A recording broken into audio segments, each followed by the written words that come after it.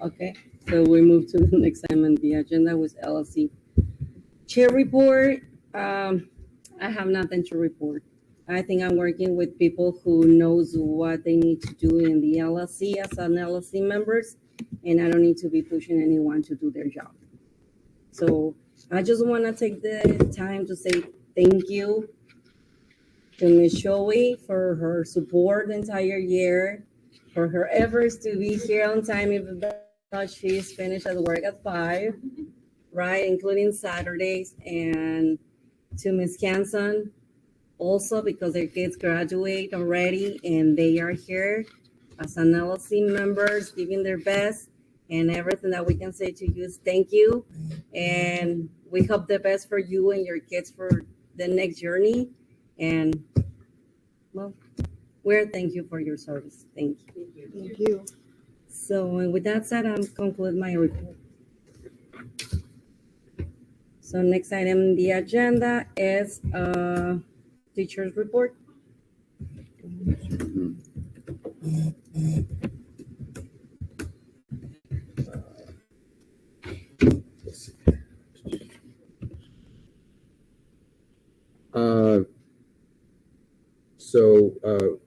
Teachers wanted to confirm that there are parent openings on the LSC and that no parents will be turned away from applying. I believe there are at least 2 parent openings, if not 3 to 4, for the upcoming year. Teachers are curious. A lot of teachers have asked us, it seems like CPS revised budgets for schools since the one that got approved. We don't know if this is available to view. If so, teachers are interested in seeing that budget. I don't know if it will be put on the Steinmetz website, but we know that schools got a revised budget where each school got more money than originally planned, is the understanding. And we're especially interested in how that affects teacher staff retention, keeping some of the people that we lost. There were many layoffs this year, and faculty was concerned about that. Traditionally, at Steinmetz, on the last day of school, when it's teacher meetings, we acknowledge the people who are leaving. Unfortunately, we weren't able to do that this year, so we wanted to acknowledge the teachers that left this school year or chose to leave. Those are Lena Kranzler, Sandra Jackson, Noah Washington, Emily Baggio, Hannah Zambrano, Aaron Waymer, Nellie Carmen Paulette, Patrick Kelly, Michelle Cross, Perlo Ocampo, and Frank DiCarlo, as a mix of staff and faculty. And of particular note, some teachers that were let go this year include Connor Boyke, Felicia Shakespeare, Michael Moriarty, David Opio, Bart Coyle, Tanya Benavides, Kimberly Diaz, and Marcos Sandoval. That's a total of 19 people this year alone. That's a bit of a turnover. Last year it was similar, so we've had quite a turnover in the last couple years. So we want to thank those people for their time here.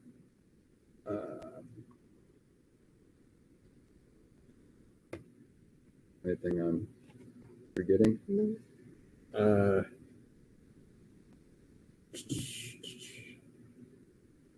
No. Teachers going into next year, it looks like we're going to have meetings on Friday.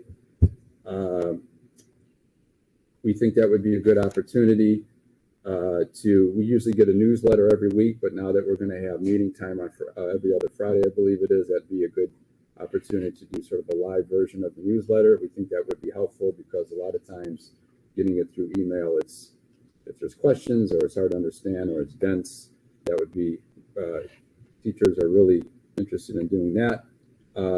Teachers are interested in a more clear field trip policy.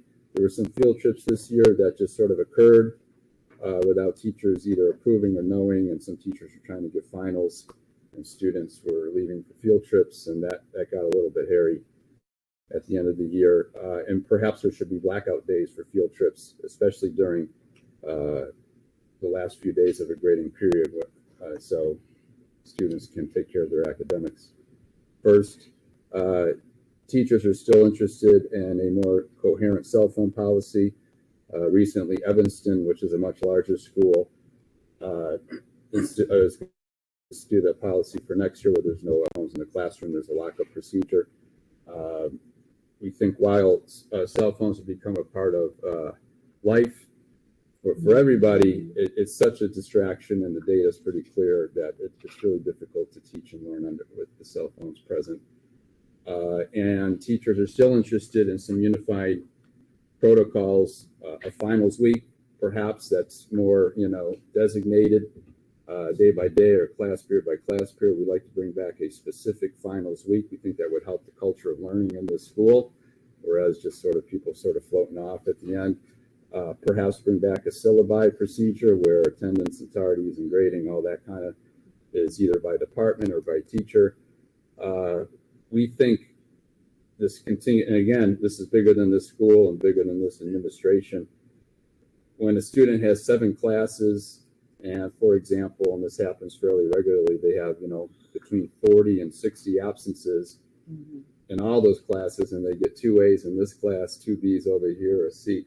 That should be a moment where you just stop everything. Something is vastly, we think, awry when that's happening regularly. That indicates that if we have a faculty of about 70 teachers, we have kind of 70 separate schools here rather than one unified school. And we think that's bad. I feel like I'm talking to that. That's you guys are not. We feel that's we are bad. paying attention to you. We feel that's bad for learning and for the culture generally, and it allows for a lot of slippage, as it were, as far as student dedication and teacher dedication, to be honest. So we'll continue to push school-wide protocols, and I think that covers us pretty good, unless you have anything. You got it. Yeah. Do you think that maybe those examples where kids have a lot of absences is because they have something like a medical condition or something that interfere with the learning, but at the same time they have in their plans that I'll say accommodations to change grades?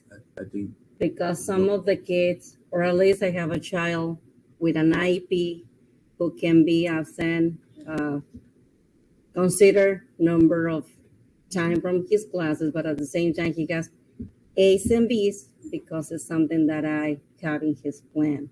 So That's different. I don't think we're talking about. I guess it's not that? No. Okay, it's for the regular curriculum. Okay.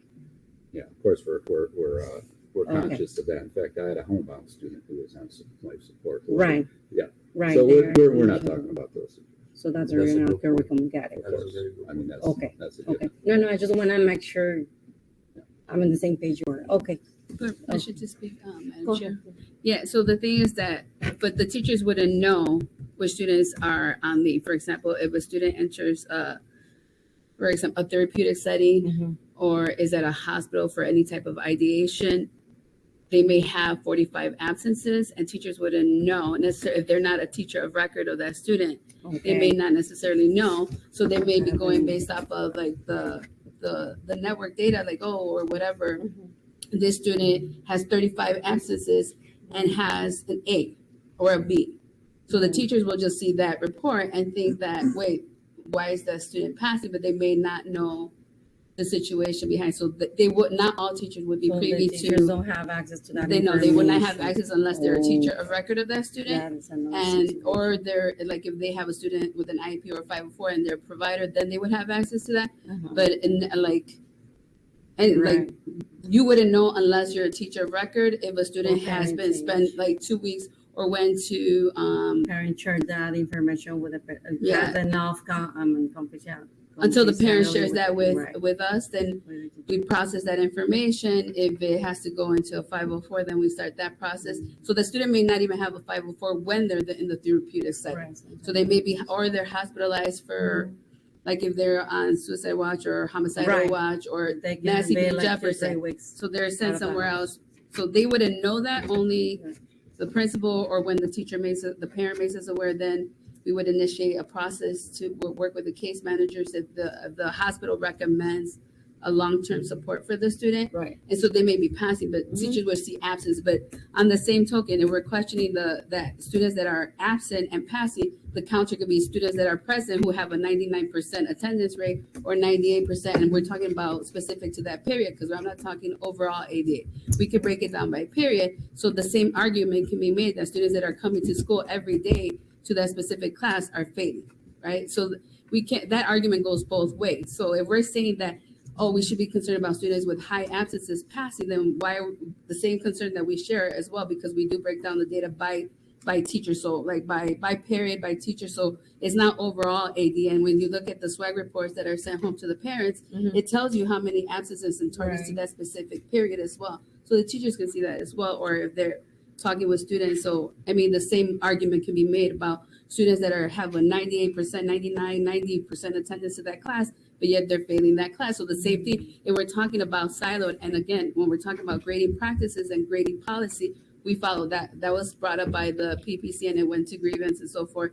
And so again, we follow the standard practice. So teachers have the autonomy to determine what goes into the grade book, what they allow to be late work, what they don't. It is at their discretion as long as it is aligned to the standards and it follows the CTU CPS policy that's out there. Okay. Okay, thank you. So we move. Do you have anything else to add, Administrator Woody? No? Okay. So we move to the next report, which is Athletic Director, Miss. If it's, No, if it's staff report. Yeah. Oh, you're gonna.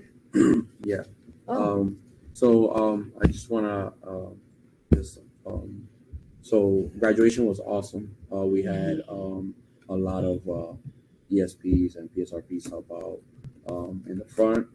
I mean, it worked out real good. And thank you to the admin and staff members that were part of it. Ms. Russo, thank you. Appreciate you. I know that Mr. Sandoval also, and I'll be sourced with decorations. And yeah, and Thank you. Divina, I believe, helped out with decorations too, right? Yeah, so a lot of so our school revolves about our kids and teamwork, and our kids work with our staff, and it works so great. So huge shout out to them. Also shout out to Mr. De Jesus with security. They were on lockdown. I mean, they held it together. So thank you all for all you guys do. Appreciate it. thank you, Mr. Rodriguez. So now Athletic Director. First, I'd like to say again, echo, thank you to the parents who are on the council who will be with us again, but congratulations on your students' graduation. I know they're doing exciting things. We'll miss having you, but it's a good reason to be going. So thank you for all you've done. Thank you, Ms. Dunn, for the last 2 months reading my minutes for me since I had softball games, so I appreciate that. Thank you. Most importantly, I want to say a big thank you to the coaches. The coaches this year have put in so much time, effort, generosity of spirit, and wallet, as it were. If you got a chance to see any of our senior nights, for example, baseball senior night was in awful weather, but it was remarkable showing of how much we care about our students. The softball parent night became more like a block party out there. We had probably over 100 people, and every coach has found a way to make their teams and especially their seniors feel very wanted, very special, and that they will be missed. So I want to say thank you to those. Since you mentioned baseball, I want to say congratulations. The varsity baseball team made it to the finals of the CPS consolation brackets, which is pretty amazing. That means they were number 2. It was a good game at UIC, and I want to say thank you to Mr. De Jesus, Ms. Shana Gonzalez, and Mr. Patner for coming out to that game. We had a good time up there, and we were behind you guys. So really, really good game. So thank you for that. I want to say congratulations to the boys volleyball team who made the playoffs and then went on to play in the IHSA series at St. Pat's. They played Maine West, which was a daunting a team to play against. But I want to read an email that was received from a spectator who was at that game. She said, "Hi, I was at St. Pat's Monday night to watch my son's Prospect versus Taft volleyball game. The game started late, so I was there to watch the entire game before ours, which was Steinmetz versus Maine West. I sat down on Steinmetz's side and began to witness a team that blew me away. The score may not have been on their side, but their positive energy and support for one another is what all volleyball teams need to learn from your varsity boys. They were never upset with each other for mistakes or never made each other feel bad. Your boys should hold their heads up high and be proud of themselves for displaying sportsmanship, enthusiasm, loyalty, and selflessness. Great job, Steinmetz. And I was sitting there, this was at Pat's, and she was sitting a few feet from me, and after the game, I had to go and say, thank you. You made our boys feel special. She was cheering at the top of her lungs. She just said, I like these green guys. I'm going to cheer for them. And she did. And so it was really a really wonderful moment. I told the boys that in the parking lot afterwards, and they were like, oh, it was really very, very sweet. So thank you. Congrats to all of our teams for their successes this season. As far as buses, we stayed under budget, which was great. But I want to say thank you to a lot of parents who stepped up and managed to get kids to games when no buses were available. It was not a budgetary issue. We had the money for it. The problem is it is almost impossible to get buses for rescheduled games. So I wanted to say thank you to those parents who stepped up and we were able to get some bus cards for certain things to get our kids where they needed to go. But we did stay under budget. As far as fundraising, I got a call today from SnapRaise. They are on the cusp of becoming approved again as a CPS vendor, so that means that's one more opportunity for us to raise money. I had a long meeting today with Hometown Ticketing, a virtual meeting, and we're looking forward to seeing what more things we can do with them. We raised for our track meet, we had 2 track meets, we made at the gate $1,200, which is going to go back into the track fund. And in all the basketball games, we made about $1,100, which will go toward non-conference officials, which is one of our hardest things to be able to fund. We also got our first check from Chick-fil-A for a grand total of $312, which doesn't sound like much, but considering it's just for everybody to go out and eat chicken, I'll take it. So Chick-fil-A is really excited to work with us, and they want to come out and sell events. They want to keep doing these events. The one on Harlem, you guys are familiar with it. I ordered 2 salads, so I had one that day and one for the next day, and their mac and cheese is pretty awesome. I'm just going to throw that out there. So if we can keep doing these and we have ways where people can just get food and support the school and we can make some money for our teams, why not? And it's considered a donation, so yay, all wins. We want to see if we can reach out to other places like Chipotle, Portillo's, and see. So none of us will ever actually cook. We'll all just go and eat out and support the school. So, right, there we go. A couple of other things I want to say thank you, Mr. Seidman. I've been meeting with him now. It was wonderful working with Ms. Pierce, but Mr. Seidman is now my go-to. And we have finalized what were the head coaching position vacancies, and now I have 2 new ones. So I'm looking for a boys volleyball coach and a boys cross-country coach. But other than that, we have finalized the head coaches for other positions, and we have scheduled interviews for next week for our other positions for assistant coaches, sophomore coaches, and freshman coaches. And we're already planning next year and summer. So there's no stopping. We're already moving forward. And thank you again to everyone who has supported athletics all year.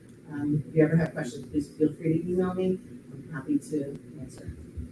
Thank you. Thank you for your report. So a student's report. Nothing really, just positive feedback for the last week of school activities, which thank you for the staff setting that up. And graduation from the videos I've seen and the students' feedback, it's just wonderful. They loved it. Many memories created that day. And that's all. Okay, thank you. Bye. Back report. Nothing to report. Nothing. And back. Not yet. No report. Okay. So PPLC. No. Nothing. Okay. Thank you. So CIWP. Yeah, so on the last day of school, which was June 7th, the ILT met with the 2 APs, and they identified what in the CIWP needs to carry over, what was completed and what needs to carry over into school year 25, into the current CIWP. So what's work that either we started, but it's not perfected, and we need to continue working on it. What we postponed and needs to start. So they identified additional action steps that need to carry over into school year 25.